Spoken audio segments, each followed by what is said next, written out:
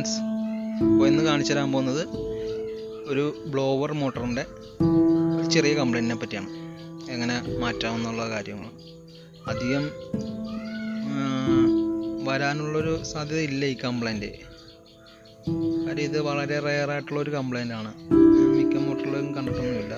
ഒന്നെങ്കിൽ കോയിലടിച്ചു അത് പോകും, ഇങ്ങനെയൊക്കെയുള്ള കംപ്ലൈൻറ്റുകളും. ഇത് വീഡിയോ ഇഷ്ടമായ ലൈക്ക് അടിക്കാനും നിങ്ങൾക്ക് ഉള്ള ഒരു അഭിപ്രായം കമൻറ്റായി രേഖപ്പെടുത്താനും മറക്കാതിരിക്കുക. ചാനൽ ഇതുവരെ സബ്സ്ക്രൈബ് ചെയ്യാത്തവർ സബ്സ്ക്രൈബ് ചെയ്യുക.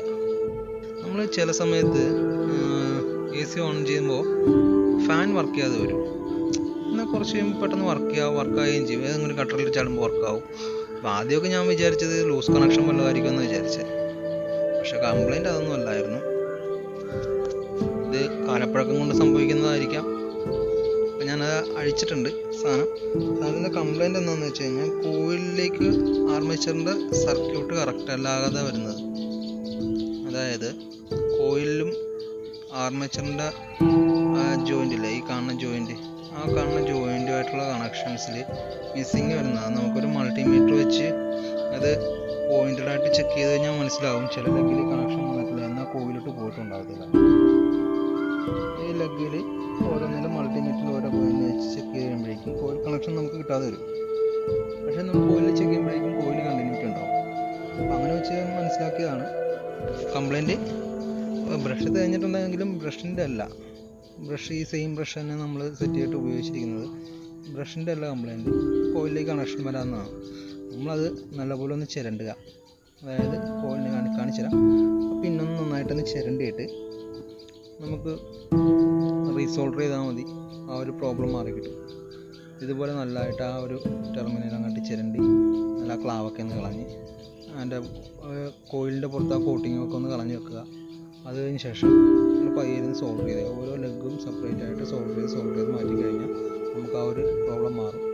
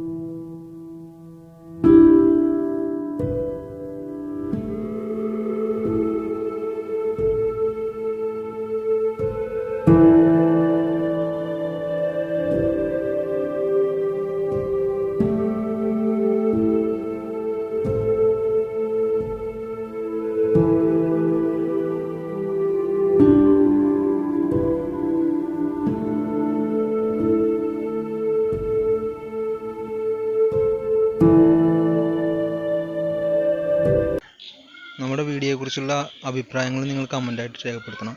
എങ്കിൽ മാത്രമേ എനിക്ക് അടുത്ത വീഡിയോ ഇതിലും ബെറ്ററായിട്ട് ചെയ്യാൻ പറ്റത്തുള്ളൂ. അപ്പോൾ നമുക്കിനി അടുത്ത വീഡിയോയിൽ കാണാം. അപ്പോൾ എല്ലാവർക്കും നല്ല സമയം നേരുന്നു.